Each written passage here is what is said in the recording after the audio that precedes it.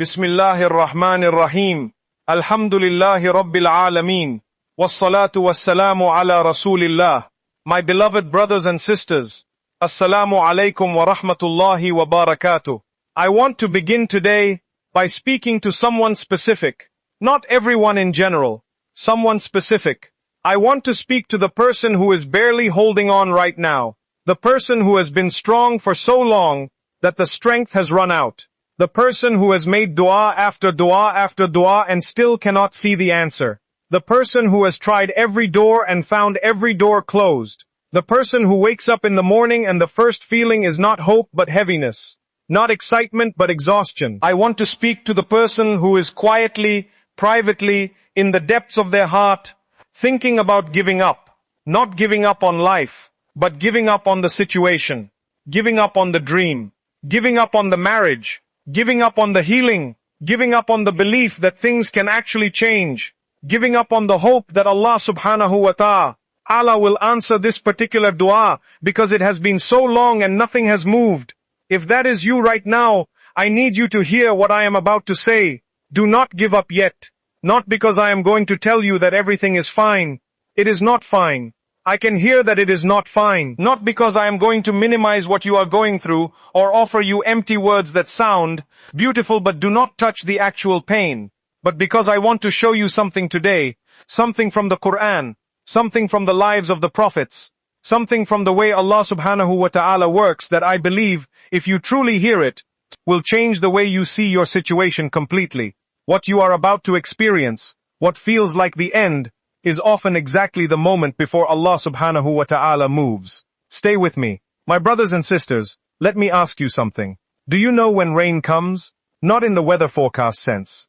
In the deeper sense. Think about the earth before rain. It is dry, cracked, parched. It looks, from the outside, like a place where nothing can grow, where nothing is alive, where nothing is possible. And then the rain comes.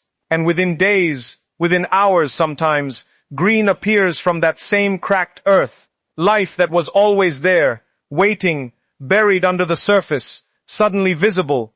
My brothers and sisters, your situation right now might look like that cracked earth. Dry, empty, beyond the point of recovery. And what I want to tell you today is that the rain is coming. Not because I know the details of your situation, but because I know Allah subhanahu wa ta'ala. And Allah subhanahu wa ta'ala does not let the earth stay cracked forever. He sends the rain, at the time He has chosen, from the direction He has planned, in the amount that is exactly right. And when it comes, you will not be able to believe how quickly everything changes. My brothers and sisters, I want to take you to one of the most powerful stories in the entire Quran. A story that I believe Allah subhanahu wa ta'ala placed in His book, specifically for moments like this one. The story of Yusuf, peace be upon him. I want you to think about Yusuf, peace be upon him, not as a distant historical figure, but as a human being. A real human being who felt real things. He was a young boy, beloved by his father, and his brothers, consumed by jealousy, threw him into a well, a dark, cold, terrifying well, alone, abandoned, by his own family. From a human perspective in that, well, how would you feel? What would you think? Would you not think that this is the end? That there is no way forward from here? That the people who were supposed to love you have destroyed you? And then he was pulled from the well, not by his family coming to rescue him, by strangers, who sold him into slavery, from one darkness into another. Then he was in the house of a man of power and status. He was falsely accused by that man's wife. He maintained his integrity. He told the truth. And what was his reward for his honesty? Prison. Years in prison, for a crime he did not commit. Prison. Years. Forgotten. And yet, and this is the part I want you to truly absorb, through every single one of those stages, Allah subhanahu wa ta'ala was with him, working, planning, moving pieces that Yusuf, peace be upon him, could not see from where he was standing. The well was the path to Egypt. Egypt was the path to the palace. The false accusation was the path to the king's attention. The prison was the path to interpreting the dream, and the dream was the path to becoming the most powerful man in Egypt. Every darkness was a doorway. Every closed door was a corridor leading to the open one. Every moment that felt like the end was a step in the plan. My brothers and sisters, you are in one of those moments right now, and you cannot see the corridor from where you are standing. But the corridor is there. It has always been there. Allah subhanahu wa ta'ala is walking you through it. You just have not arrived at the door yet. Do not stop walking. My brothers and sisters, let me tell you about the concept of the last moment before relief. Relief comes at the point of maximum difficulty, not before it, not a comfortable distance away from it.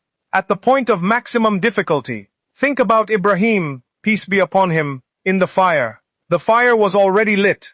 He was already being thrown. The maximum point of that trial had arrived. And at that exact moment, at the most extreme point, Allah subhanahu wa ta'ala commanded the fire to be cool and safe. Think about Musa, peace be upon him, at the edge of the Red Sea. The army of Pharaoh was behind him. The water was in front of him. There was nowhere to go. The maximum point of that trial had arrived. And at that exact moment, the sea split. Think about our Prophet Muhammad sallallahu alayhi wasallam. In the cave, the enemies were at the entrance. One more step and they would have been found. The maximum point of that trial had arrived. And at that exact moment, Allah subhanahu wa ta'ala protected them. Do you see the pattern? Allah subhanahu wa ta'ala does not send relief early. He does not remove the trial before it has reached its fullness. Because the fullness of the trial is where your trust in Him is built. The fullness of the trial is where the miracle is most visible, most undeniable, most life-changing. If Ibrahim, peace be upon him, had been saved before being thrown into the fire, would you be talking about that story today? Would that story have carried the weight it carries for 1400 years of believers who faced their own fires? The miracle had to happen in the fire, because the fire was the stage for Allah subhanahu wa ta'ala, Allah, to demonstrate His power and His care. Your trial right now, whatever it is the stage. And Allah subhanahu wa ta'ala's response to your trial will be the miracle. But He times His response with perfect, divine, intentional precision. And the timing is almost always later than you hoped, and exactly when you needed it most. My brothers and sisters, let me address something directly. I know some of you have been making dua for a very long time, months, years. Some of you have been asking Allah subhanahu wa ta'ala for the same thing with such consistency and such sincerity that by now it feels like maybe the answer is simply no. Maybe this is not something Allah subhanahu wa ta'ala will grant. Maybe it is time to let go of this particular hope. And I want to speak to you about something the Prophet Muhammad sallallahu alayhi wasallam said that I think will give you a completely different perspective on what is happening. He said that every dua a person makes is answered. Either it is granted in this world, or something harmful is diverted from them in exchange for it, or it is stored for them as a reward on the day of judgment. Every dua, every single one, not one of your duas has gone unheard. Not one has been ignored. Not one has fallen to the ground without reaching Allah subhanahu wa ta'ala. He hears every dua. He responds to every dua. But the response is not always in the form or at the time you expected. Sometimes the response is, here is what you asked for. Sometimes the response is, I am protecting you from something you cannot see, and this is how I am doing it. And sometimes the response is, I am saving this for you, for the day when you will stand before me, and I will give you something in exchange for every tear you shed, every night you stayed up asking, every moment of sincere, hopeful dua. And on that day, you will see what I was preparing, and you will say, Ya Allah, I wish all my duas had been answered this way. My brothers and sisters, your dua is not lost. It is stored, somewhere more valuable than any bank, in the knowledge of the one who never forgets a single atom of good that was done for His sake. My brothers and sisters, I want to talk about something that happens to many of us when hope begins to fade. We start to misread the silence. When we have been waiting for something for a long time, when the answer has not come in the way we expected, when the door is still closed and the situation has not changed, we start to read the silence as rejection. We start to think, maybe Allah subhanahu wa ta'ala does not care about this. Maybe this particular problem is not important enough. Maybe I am not worthy enough. Maybe something I have done has made Allah subhanahu wa ta'ala turn away from me. And I want to tell you with full conviction and full love, that is not what the silence means. Allah subhanahu wa ta'ala says in the Holy Quran, and your Lord says, call upon me, I will respond to you. Not sometimes, not when you have been good enough, not when you have prayed enough. Call upon me, I will respond. This is the promise of your Lord, and your Lord does not break his promises, ever. The silence is not rejection. The silence is not indifference. The silence is not punishment. The silence is preparation. Behind the silence, Allah subhanahu wa ta'ala is arranging. He is moving. He is preparing people and circumstances and moments that you cannot see. He is connecting dots that you do not even know exist. He is building something for you that is better than what you asked for, in a way that requires a specific timing that you do not have access to understand. The silence is not the absence of his response. The silence is the sound of his work in progress. Trust it. My brothers and sisters, let me speak now about what giving up actually means. When a person gives up on hope, when they decide that Allah subhanahu wa ta'ala will not respond, when they close the door of expectation in their heart, what have they actually done? They have placed a limit on Allah subhanahu wa ta'ala. They have said, I have assessed the situation, I have looked at all the evidence, and I have concluded that this is beyond what Allah subhanahu wa ta'ala can do, or beyond what He will do for me. My brothers and sisters, let us think about how extraordinary that statement is. Beyond what Allah subhanahu wa ta'ala can do. Allah subhanahu wa ta'ala, who created the heavens and the earth from nothing. Allah subhanahu wa ta'ala, who split the sea with a command. Allah subhanahu wa ta'ala, who has never once been surprised by anything, because He knew everything before anything existed. We are placing a limit on Allah subhanahu wa ta'ala. We are saying, this situation, this specific situation in my small, temporary, human life, this is the one thing that is too much for you. And when I say it like that, you can hear how impossible it is. How completely, utterly impossible it is for anything to be beyond Allah subhanahu wa ta'ala. There is nothing too hard for Him. There is nothing too late for Him. There is no situation so deteriorated that He cannot restore it. There is no relationship so broken that He cannot heal it. There is no door so firmly closed that He cannot open it with a word. Nothing is beyond Him. So when you feel like giving up, when you feel like this is too far gone, when you feel like it has been too long and nothing has changed, and the hope is dying, remember what you are actually saying, and then remember who Allah subhanahu wa ta'ala is, and try again. My brothers and sisters, I want to tell you about the dua that breaks open the sky.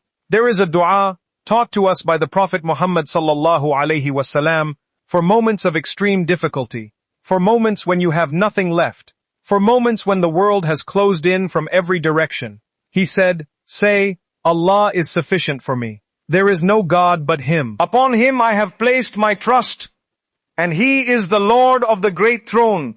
The Prophet Muhammad sallallahu alaihi wasallam said, whoever says this 7 times in the morning and 7 times in the evening, Allah subhanahu wa ta'ala will be sufficient for him in whatever worries him, whether of this world or the next. Sufficient for whatever worries him.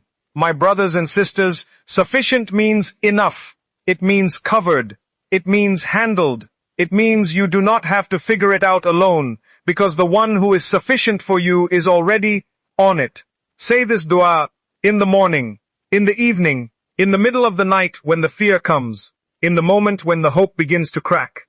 Allah is sufficient for me. There is no God but Him. Upon Him I have placed my trust, and He is the Lord of the great throne, and mean every word.